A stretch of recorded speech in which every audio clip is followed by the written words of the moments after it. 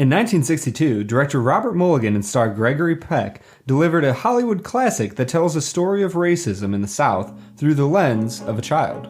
In 2019, William Grant and Sons produces an absolute classic of an Irish whiskey. The film is To Kill a Mockingbird. The whiskey is Tullamore Dew. And we'll review them both. This is the Film and Whiskey Podcast.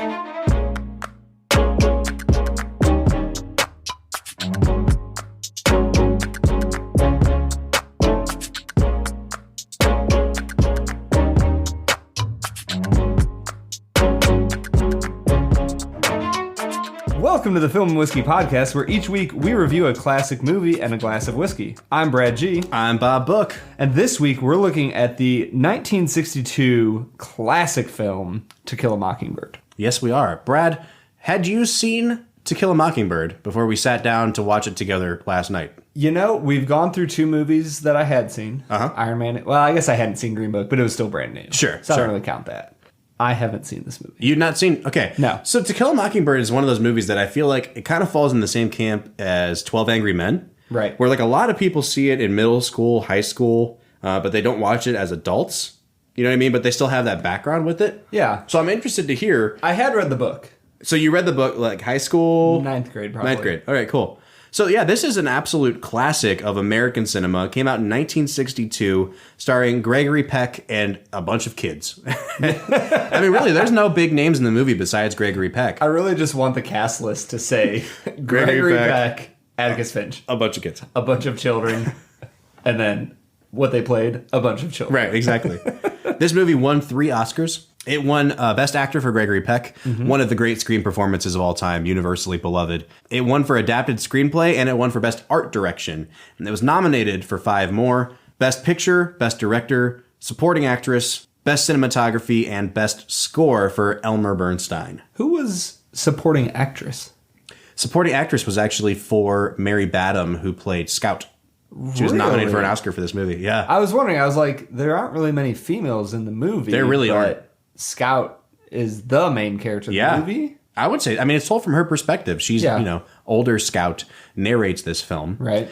Before we get too far into the technical stuff, why don't we press pause? I'm sure most of our listeners understand what To Kill a Mockingbird is about, either from the book or the movie. But it's time for my favorite segment of the podcast. Brad Explains To Kill a Mockingbird. I think it should be Brad Clumsily Explains.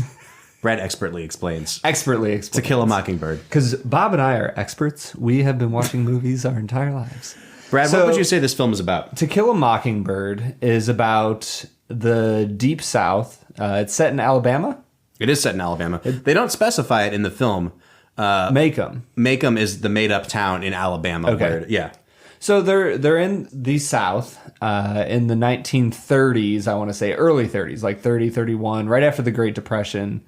And the story is about a young child named Scout. I don't remember what her actual name is, but they call her Scout. Jean Louise Finch. Jean Louise Finch, who goes by Scout for some reason. And her older brother, Jem, and one of their childhood friends. And the entire story it's almost a 2-lane story. One lane is about one of their neighbors who is a recluse named Boo Radley. There's all sorts of horror stories, almost like ghost stories that the kids tell each other, and they taunt each other to run up and touch the front door of the house and run away and things like that. So part of the story is about them discovering who Boo Radley is, but then the other part of the story is about their father, Atticus Finch, who, first off, that's a phenomenal name. Just a great name. Who is played by Gregory Peck. He is a genteel lawyer, and he is in charge. He is put in charge of defending a black man who has been accused of raping and beating a young white woman in the community. Yep. And so the story explores those two avenues through the lens of Scout, who's about 9, 10, 11 years old.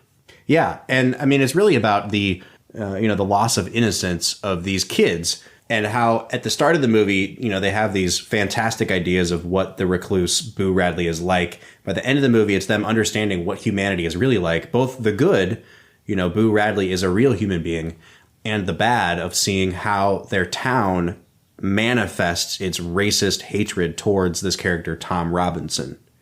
So, Brad, as we went into this movie, you said that you had read the book. So what sort of expectations did you have for the movie? Did you think it was going to be as good as the book? Did you think they were going to leave certain things out? What was your initial impression? One of the struggles that I had is, as with most people who read books in high school, you don't take them all super seriously. So I remember enjoying To Kill a Mockingbird as a ninth grader, but I don't remember it making a huge impact on me. Sure. And so my struggle going into the movie was I knew two things. I knew, number one, that the book was just okay for me in high school.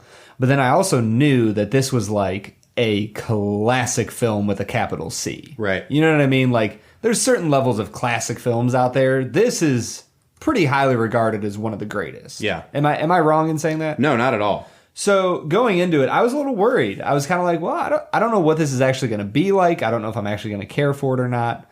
And I came away from it having really enjoyed the movie. I think that it represented the book extremely well from what I remember of the book, that it didn't leave anything out. I think that it struggled with certain amounts of translation that you face with any book to movie adaptation. Right. Where in the end, the reason books are so powerful is because you are able to explore the inner mind of the characters. Right. You know, you're able to hear their thoughts through writing. Whereas you can kind of do that in movie if you have a narrator, you know, narrating their thoughts over what's happening. But that's not common in movies. And so in this, I think the main place it suffered was there are certain times where I think certain things don't translate as well because you're not able to hear what Scout is thinking or Atticus Finch or things like that. Yeah, definitely. So this movie is based off of a book by Harper Lee, who based this off of her own childhood. Now, obviously, she didn't go through the exact same circumstances that her characters do, but she did grow up in Alabama. So in the book, the character of Scout is based on herself. And her friend in the book, Dill, is actually based on the author Truman Capote, who she kind of grew up being friends with. Huh. Yeah, it's really interesting. Yeah.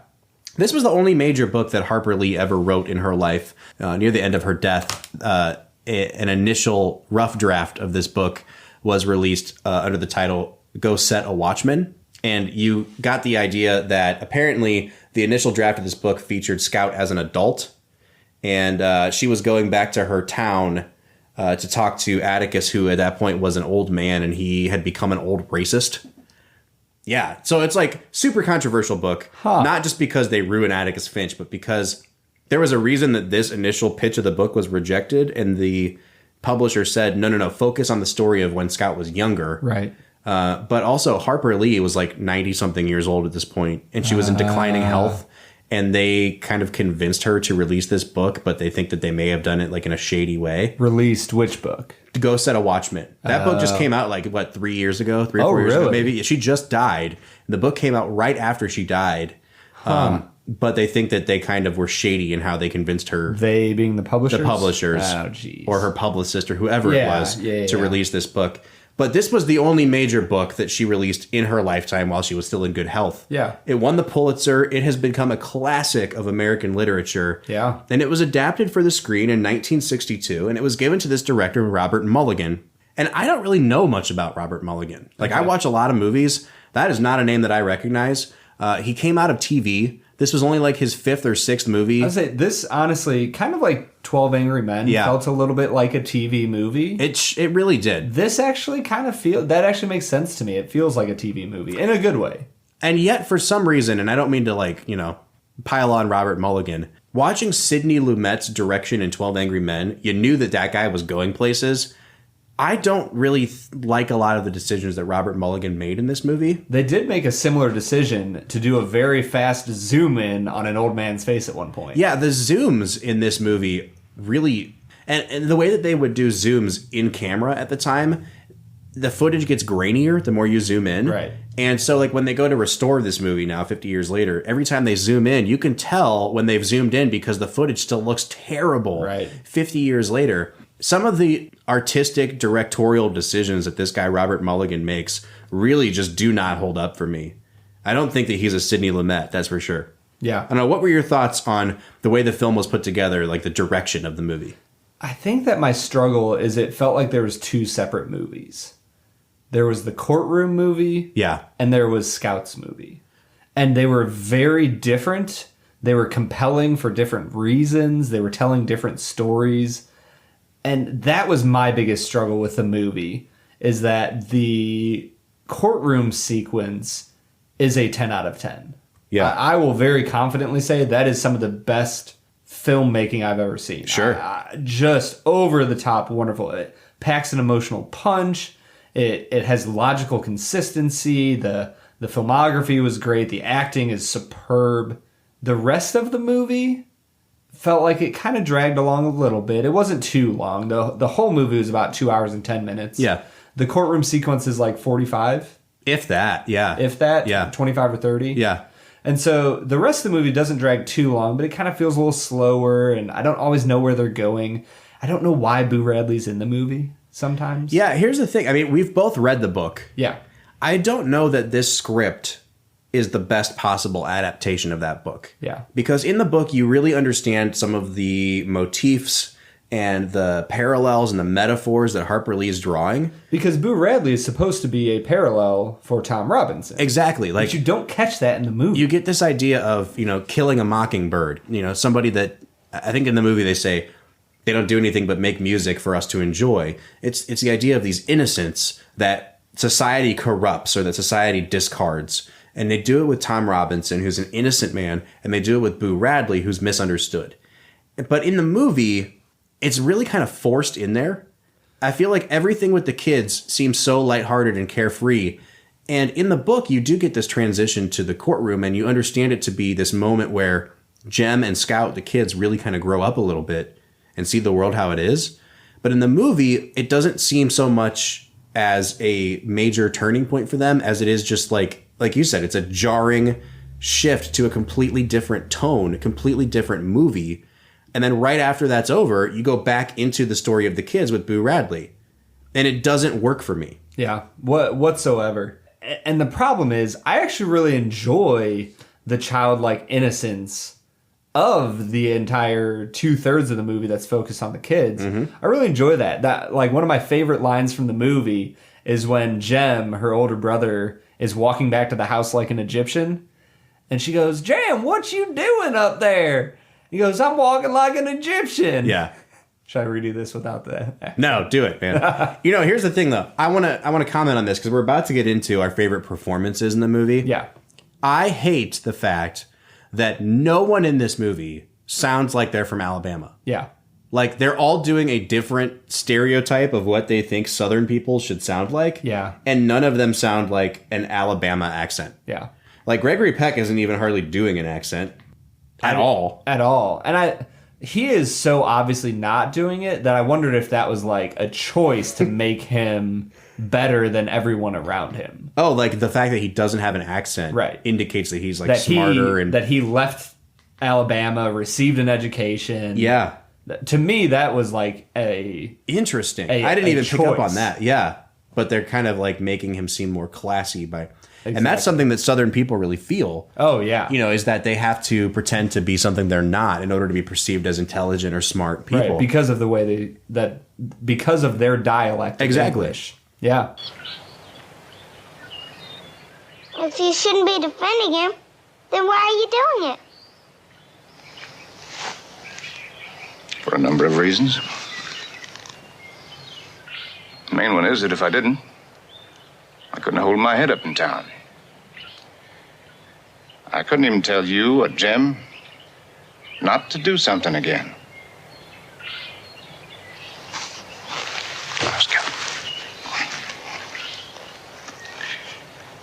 You're going to hear some ugly talk about this in school. But I want you to promise me one thing, that you won't get into fights over it, no matter what they say to you. Yes. So what did we think about, aside from the accents, the performances in the movie? I feel like we have to start with Gregory Peck as Atticus Finch. Who? I didn't notice him in the movie. Yeah, he was a very minor character.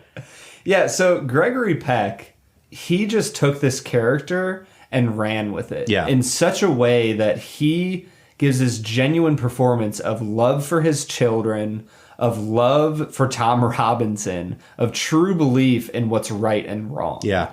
That he has this higher sense of justice and rightness that the common folk of Macomb, Alabama don't have. Yeah. And he's trying to pass it on to his children. He continually tells Scout, like, Scout, you don't need to fight. Like, fighting is not the answer. I'm going to give a hot take. Film and whiskey hot take. I've seen this movie probably 10 times. It has always been among my favorites. And something about it this time, I haven't seen it in probably 5 years. It just didn't click with me the way it used to. Ooh. And part of it is the pacing of the movie. Part of it is the way that they stick so doggedly to having it being told from the kid's point of view. Yeah. Atticus is just not developed as a character. Yeah. And part of that is his role in the movie. He has to be the pinnacle and the paragon of goodness in this world. Yeah, he's that platonic ideal. Yeah. But at the same time, you don't learn much about him. And even in the moments where he feels defeated, like when you find out, spoiler alert, that Tom Robinson is dead, he kind of just walks around and goes, oh my gosh, for a second. And then he says, well, Tom Robinson's dead. You don't get an insight into who he is at his core. You don't see his struggle because he's just perfect all the time. I disagree. How so? Because for me, I think it says something very deep about a human being when his first response when he found out that Tom died, maybe not his very first initial, but the first thing he like goes and does after that is he says, I must go tell Helen what happened. Sure. And so for me, the fact that his immediate thought is, how can I take care of others? Yeah. I think that continues to tell something about him. And granted, like you said, he's the paragon. Right. He is the ideal good person in this movie that you're striving towards. So is it surprising that when he's faced with bad news, the first response is to do something good? You know? Yeah, and I don't see that as a character flaw. I just think that he's always perfect all the time. I think for me, one of the most emotionally attaching parts that I had with him was when he was sitting on the front porch and he could hear his children talking about their mother, his wife who had passed away. They don't really explain why or how she passed away. That was one of the moments where I felt connected with Atticus. Yeah, for sure. Where you see him struggling through, like, my children don't have a mother and I'm trying to be something for them, you know, to be a good father for them. Yeah. And in that moment, I felt very connected to him. You know what else made me struggle to connect with Atticus? Why did they call him Atticus? Yeah. And his own children. I don't remember if they explain it in the book, but in the movie, they ask Scout, why do you call your dad Atticus? And he says, or she says, because Jem does. Yeah. And that's it. Yeah. And I do understand that means, like, the implication is that him and Jem are kind of strained in their relationship a little bit. But they never stop calling him Atticus. He never corrects them. It just is what it is. Well, and they could have corrected that with the simple change of, at the end of the movie, when he's going to see Helen and Tom Robinson's wife and give her the terrible news. And Jem runs out and he says, Atticus, do you need me to come with you? And Atticus says, no, son, I don't need you to come with me. I don't know what his accent is. It's not Southern. All they could have, and then he says, Atticus, I'm coming with you. Yeah. All they would have had to say was, Dad. Yeah. And that would have been super powerful. These are like simple directorial choices and writing choices that could have been made that I just don't think are. And they're not made, like, they skim over so much character development. My favorite sequence in the movie, as is yours, is the courtroom sequence. Yeah. And in the book, Jem and Scout are able to get a seat in the courtroom because they sit with the reverend of the African American congregation who knows Tom Robinson and he knows Calpurnia, their maid. That's not even established in the movie. They just walk up to him and they're like, oh, Reverend so-and-so, can we sit with you? And he goes, well, sure. And he gets my favorite line in the whole movie, which is when all of the African Americans in the balcony stand up and he tells Scout, he says, Miss Jean Louise, stand up, your father's passing. And that moment used to pack so much of a punch for me. And I watched it this time and it didn't have that same effect on me because they did not develop that character. He is only in that little bit of the movie. The whole court case takes place in the span of a day. And he has that line, and then he's gone from the movie. Yeah. It lacks the emotional punch that it needs to have from having that character there. And I feel like when we talk about decisions like this in a movie, it's not like it would have taken an extra 20 minutes of movie time to develop that character. Right. All it would take is a simple 1 to 2 minute scene early in the movie where they establish that Atticus Finch has a relationship with the Reverend. They're friendly with one another. They care for one another. Yep. And the kids know him. Yeah. That's all it would take. Exactly. A quick 1 to 2 minute scene. And they don't have that in there, and you lose that impact that you could have later in the movie. And part of me wonders if that's part of what's lost from the page to the screen. Right. And when I say page, I mean the novel. You know, the novel is told from the perspective of the kids, as is the movie. But I think the movie leans a little too hard into having it be told from the kids' perspective. Like, even the score, and I love the music in this movie. Elmer Bernstein, like, this beautiful. score, it's one of the most famous movie scores of all time. But when the music gets scary, it's at moments when the kids feel scared. Right. It's like when they're sneaking around the Radley house at night. Right. It's when they get attacked at the end of the movie by Bob Ewell. Which felt like a horror film. It did feel like a horror film. And I understand why they're doing it, but for the audience who aren't children, the center of that film, the core of that film, is the courthouse. Yes. And because they tell everything in the movie from the perspective of the kids, even the music from the perspective of the kids, it seems like it lessens the courtroom part, and it's trying to elevate the sort of like fluff that you don't need in the movie to be like really important. Yeah. There's a part of me at the end of this movie where I genuinely wished that it was just a movie about Atticus Finch. I completely agree. I think that a movie about Atticus and Tom Robinson that focused on their relationship and would possibly have been much more compelling. Or even if this same story had been told, but just from the perspective of Atticus, he can still teach his kids every single lesson he teaches in this movie. I don't think that you need this much of the kids in the movie. Right. But if you were writing a screenplay based off this book, I don't see how you get away from this. That is a very strong choice to move very far away from the book. Sure. And into a different realm. I get that. So I can see why they stuck with this. And like I said, I think that there's many phenomenal parts that you get from the focus on the children. The only reason we struggle with the focus on the children is because the focus on the courtroom and the adult world was so good and well done. Yeah. That it just felt like two different movies. It really did. And yet, in spite of that, in spite of the problems we have with the script, I still think there are some good performances. You know, apart from Atticus, Tom Robinson, the guy that played Tom Robinson, that might be my favorite performance in the movie because he only really gets that one scene. And it's tragic. Oh my gosh, and watching beautiful. him break down on the stand. And I thought that the girl that played Mayella Ewell, the one who's accusing him of rape, I thought her performance was great. She has to get into hysterics. Yes. And she sells it. She sells that role perfectly. She is struggling with the fact that she had feelings for a black man. Yep. That she tried to kiss a black man and seduce him. And her father beat her within an inch of her life.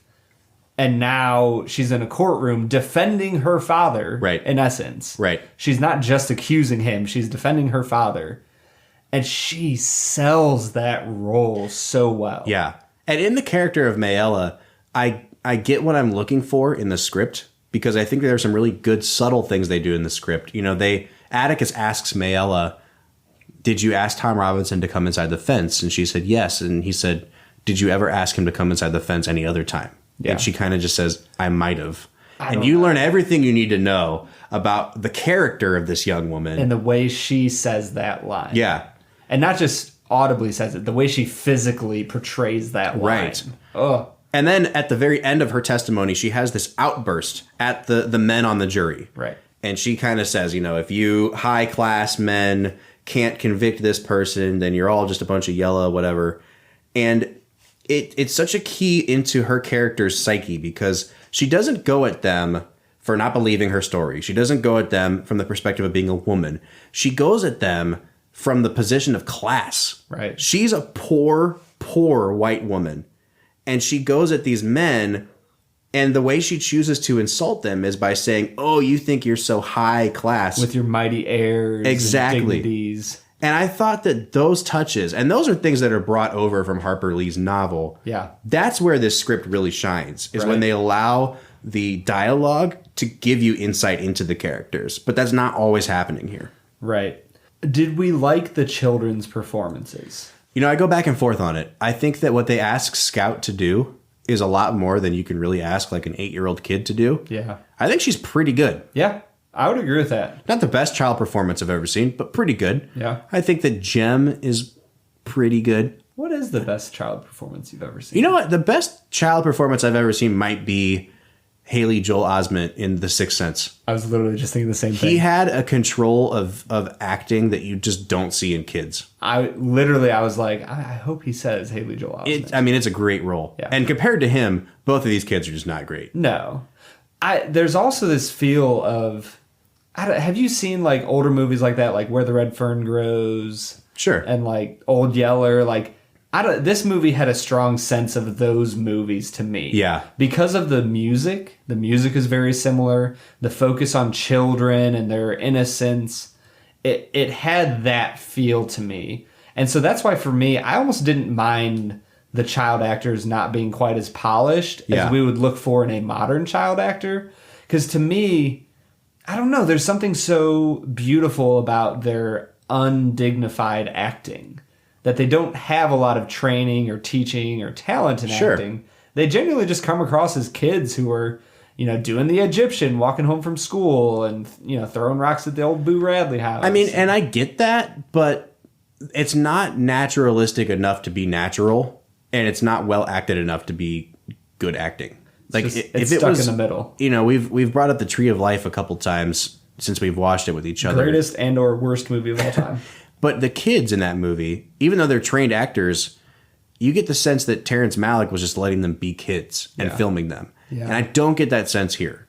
They're definitely reciting lines. Yeah. Yeah, that is probably true. I really liked Jem, though. Although he's a little turd. Like, throughout the movie, he constantly defies his father's authority. Yeah. He constantly refuses to do what he's asked to do. But at the same time, he's like stopping Scout from fighting. And he tries to, he's in the moment in his heroic moment when they are attacked by Mr. Ewell. Is it Bob Ewell? Yeah. His very first thought, Scout, run away. Yeah. Like he wants to protect his sister. Well, and again, I am not the guy that likes to bring up in the book this happened because the book shouldn't matter to the movie. In my opinion. Like, you shouldn't have to read a book to enjoy a movie. If a movie's good, it should stand up on its own merits when you're translating from book to screen. You don't get that with Jem. And I think in the book, it's more spelled out that Jem kind of resents his father after his mom dies. But like in the movie, that he's sad that his mom died, but you don't really understand that he's taking it out on Atticus as a result. Yeah, you see it a tiny bit when he's upset that he's not getting a rifle. And his dad's, won't teach him how to shoot a gun. Right. But that's probably the only, conflict that you really see between Atticus and Jem. Absolutely. So one more thing that I want to point out, and I want to get your thoughts on it. The narration in the movie, the voiceover, a lot of people think that using voiceover is like a cop-out as a screenwriter. I don't really think the narration is bad in this movie. Yeah. But the voice of the narrator really bothered me. I thought she was awful. Yeah. And maybe they were trying to portray her as like a 90-year-old woman. She was so breathy, and Macomb was a tired old town. Real tired old town. Yeah, I didn't like her portrayal at all. Yeah, I didn't enjoy it either. But it didn't strike me while I was watching it. But now that you're saying it's kind of like when you're drinking a whiskey and you start to think about a certain note, you start to right. I hadn't necessarily thought about it, but you are right. She kind of was just crappy. You're not going to be able to watch this movie anymore without seeing that. I refuse to ever watch it again. Oh, all right. 1 out of 10. Well, if we're not going to watch the movie anymore, Brad, then I think it might be time for us to try some whiskey. Yeah. Today we're looking at Tullamore Dew, a nice Irish whiskey. Why don't we go across the Atlantic and see what we can find over there? Will it be a Tullamore Dew or Tullamore Don't?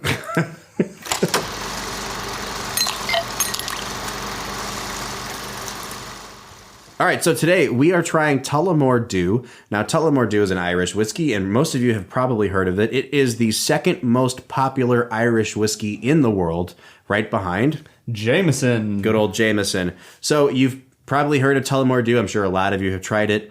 Irish whiskey is a really interesting sort of brand of whiskey. As Scotch whiskey became more and more popular historically, Irish whiskey, it's not as peated, it's not as heavy and smoky as Scotch generally is. And in order to distinguish themselves on the market from Scotch whiskey, Irish whiskey added the E into the word whiskey. That's how we got the extra letter. Literally, just to distinguish themselves as different types of whiskey. They took the Scotch whiskey, WHISKY, and added an EY instead. That's really interesting. And the world followed.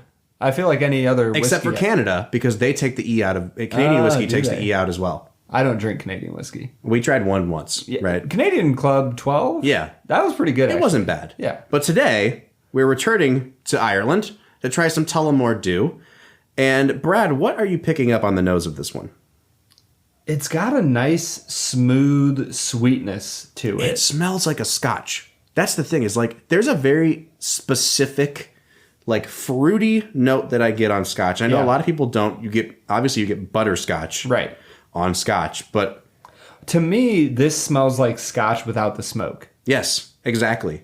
So I wonder if maybe there is some sort of peat to it. There's only one real area of Ireland that likes to add peat to their whiskey. Okay. But I don't know if this is one of them. Yeah. Is it the peat that adds the smoke? I think so. So then... Again, we're Scotch novices, so... yes, 100%. 100% novices. So on the nose, I really like it. It smells light. It's so much different than the bourbons that we've had. Yeah, it's not an overpowering alcohol smell. Very pleasant aroma. Yeah. I would probably, on the nose, I'd probably give this one at least a 6. 8. Brad's saying 8. All right, why don't we take a sip? Let's try this taste. That does taste like Scotch. I don't taste anything. Really? I don't taste much. Oh, I feel like I noticed some butterscotch caramel flavors. I'm going to try another sip. Yeah, I just don't get a lot of flavor out of this, man. Huh, dude, that is really interesting to me. I feel like I have some butterscotch, some caramely type flavors. And I would almost say there is a slight, and when I say slight, I mean very slight, peatiness to it. Interesting. I genuinely can tell that this is from the British Isles and not from America. Now, I just added a couple drops of water to mine in hopes of opening it up, and it does get much sweeter. I do notice some of those butterscotch notes. On first try, though, it really just tasted like an alcohol burn with a little bit of what you expect in a Scotch, like you said. But I don't get very much taste on this at all. I'm gonna give it a 4 on taste. I'm going to give it a 7. 7 on taste. I really enjoy this taste. It's smooth. Yeah. It's sweet. It's not sweet in the same way that a bourbon is sweet. Uh-huh. For me, it's the smoothness and the clarity. It tastes... this is slightly punny, but it's Tullamore Dew, D-E-W, like, morning dew. It kind of tastes like fresh water.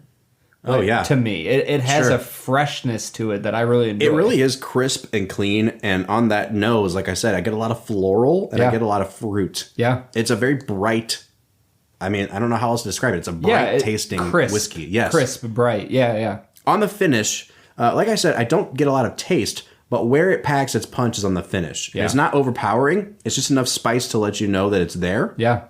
And even now, 20 to 30 seconds after I finished my last sip, it's lingering in a healthy way. It's sitting on my palate. It's letting me know that it was there, and we had a great time together, and it'll call me tomorrow. It's nice. It's good. I enjoyed my time with it. Yeah. I will say that it is a very thin mouthfeel. Yeah. You know what I mean? Would you say does that not it's have much viscosity not to very it. viscous? It's not very viscous. It's a very thin whiskey.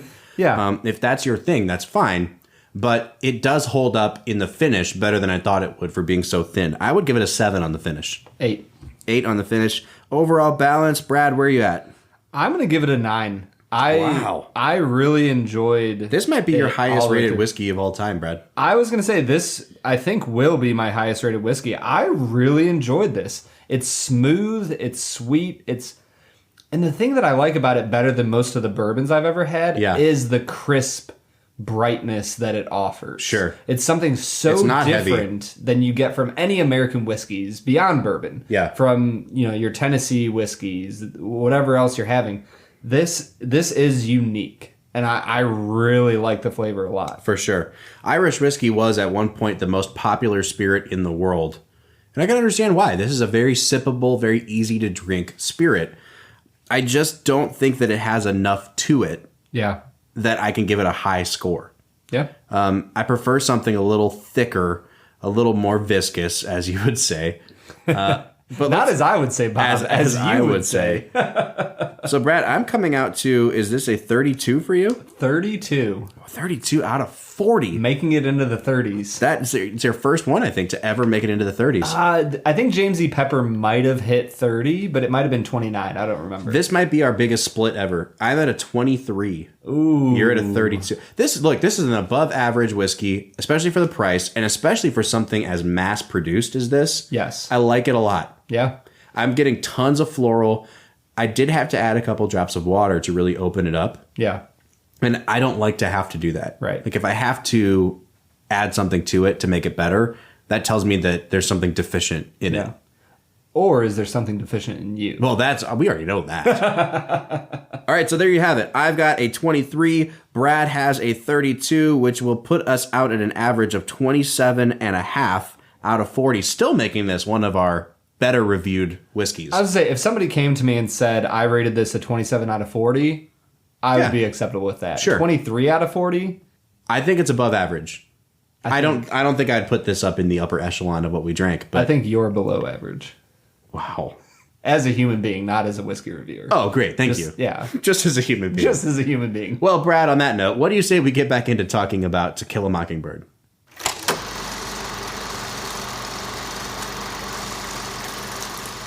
So that was Tullamore Dew.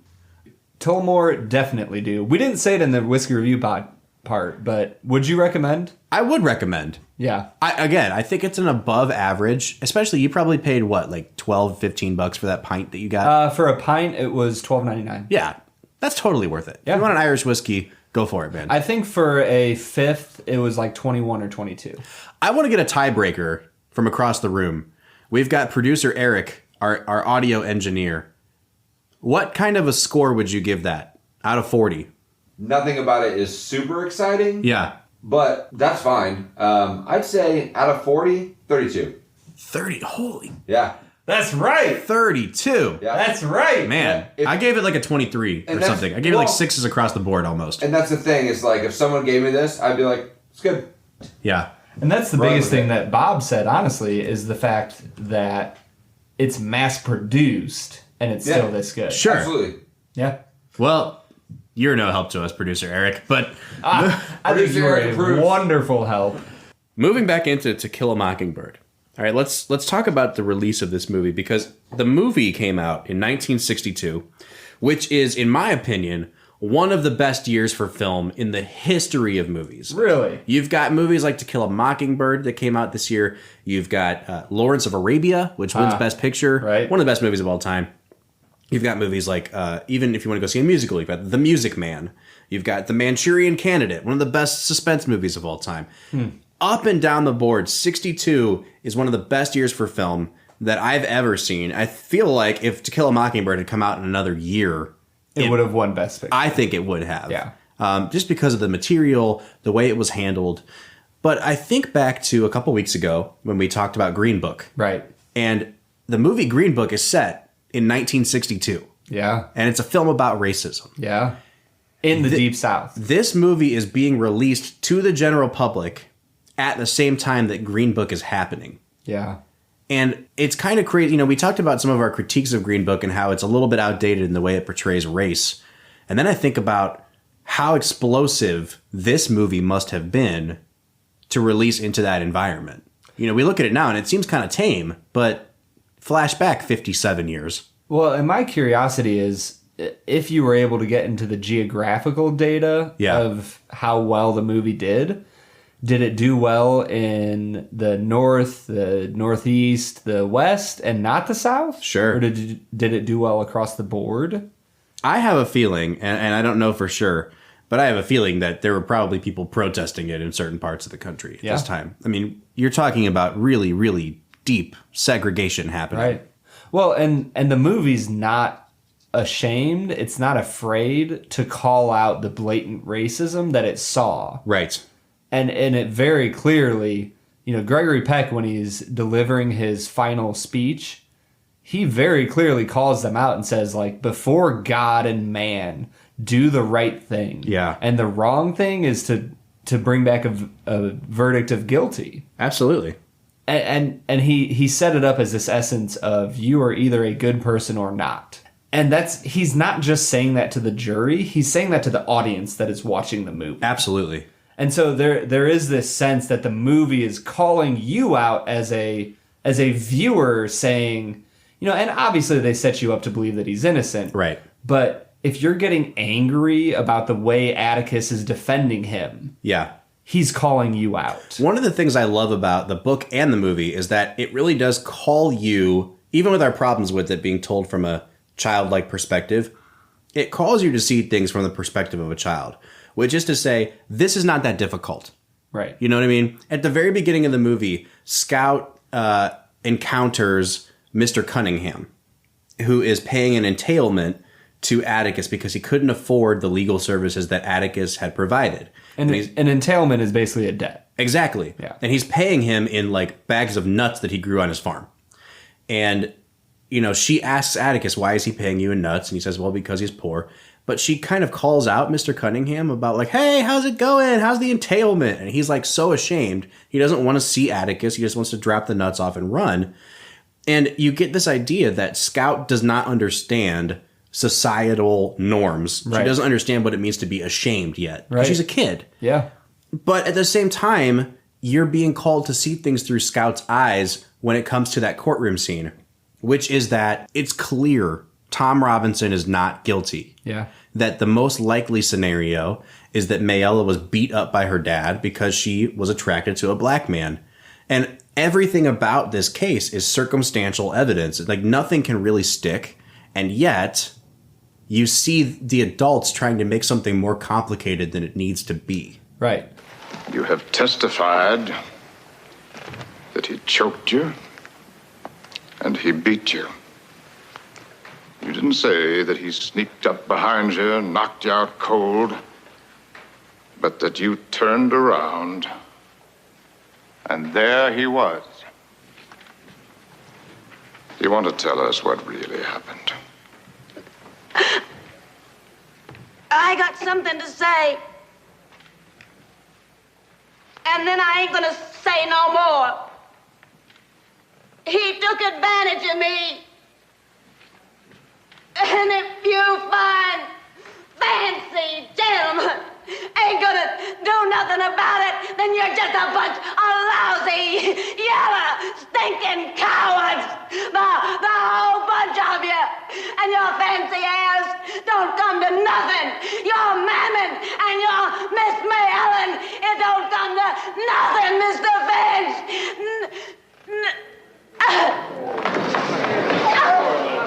Sit down there. And that's where I don't know if this was the intent, but just the simple fact that the movie was made in black and white, I think is a clear reflection of the simplistic way that a lot of children see the world, and they see the world in black and white. Sure. Something is right or wrong. Mom and dad says this is okay for me to do, or I'm not allowed to do it. And this movie does come across that way, as in Tom Robinson either did it or he didn't. Oh, he didn't do it? Okay, well that's it. That's black and white. Absolutely. Why are we, waffling about it? Yeah, for sure. So we had talked a little bit before about how after the Tom Robinson saga, we return to this Boo Radley saga. And I understand what they're trying to do in comparing those characters. But again, because of the way it's set up, it just didn't have the emotional payoff for me. The interesting thing for me was, to me, the scene in which Bob Ewell is attacking Jem and Scout, to me was a parallel of what happened with Tom and Mayella Ewell. Yeah. You know what I mean? That there was an attack, that there was violence, and I to me it felt like in that situation we got to see Atticus do for his children what Bob should have done for his child. Sure. And so that I thought that was a really interesting parallel. But once again, the Boo Radley, why was Boo Radley there? Like obviously he saved the children's lives, but he doesn't have a parallel to the other attack. There was nobody to help Mayella when she was attacked by her father. Right. So I felt like they really didn't handle the Boo Radley stuff very well. Yeah. Which bothers me because, you know, the guy that played Boo Radley was Robert Duvall, one of our finest actors in his first big major movie appearance. The fact that we've gone this long into the podcast without mentioning his name. It's because he has no dialogue. Well, and he doesn't come into the last 5 minutes of the movie. He's still one of the best actors of the last 50, 60 years. Definitely. I'm glad that we have him in the movie. Yes. I wish they'd done something more with him. Yeah. Even in the book, he has a couple lines of dialogue. Yeah. So, you know, the centerpiece of this movie is that courtroom drama. Right. And that, as you said earlier, is one of the best films within a film ever made. Right. And everything around it kind of sags a little bit for me. And I didn't notice it as much until this watch. Yeah. I feel like as we sit down with some of these movies, I try to be the most objective, discerning viewer I can. It changes the way you watch a movie. It really does, because you're holding them up against every other movie on this list, and you're asking, like, does this hold up? Yeah. Does this deserve to be called a classic? Is this in the upper echelon of American films or world cinema? And the thing is, sometimes I wonder if the score that I give the movie is tied to, is this a classic film? Yeah. Because I don't know what score I'm going to give this film yet. I'm still thinking through that. But it might not be as high as something that I gave like Some Like It Hot. And I would say Some Like It Hot is a classic film, but not a capital C classic film the way that To Kill a Mockingbird is. So I don't know. I struggle with that. Yeah, I'm in the same boat with you. I had this movie on my IMDb scored at a 10 for the longest time. Yeah. And one negative viewing of it does not change my opinion of it, because I've seen it, you know, like I said, 5, 6, 10 times, whatever it's been. Yeah. And I've loved it every single time until this time. Yeah. But it was enough for me to knock it down to a 9. Wow. I think I'm sticking at 9 for now.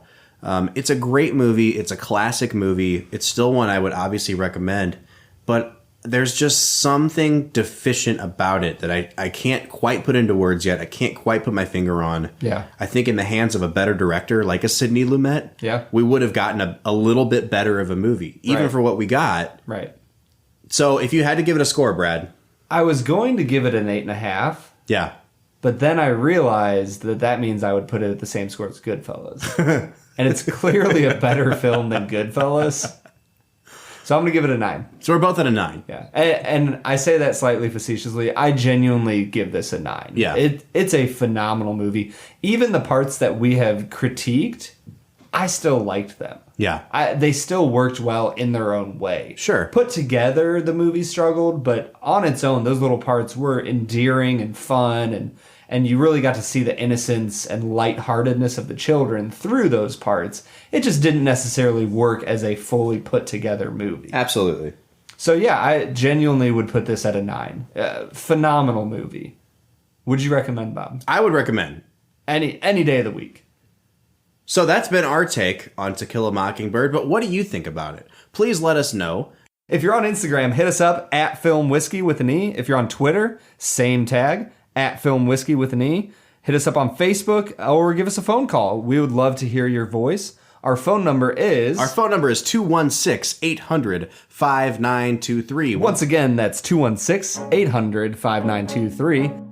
I'm just amazed with this movie. Not having seen it before, I was so happy with it.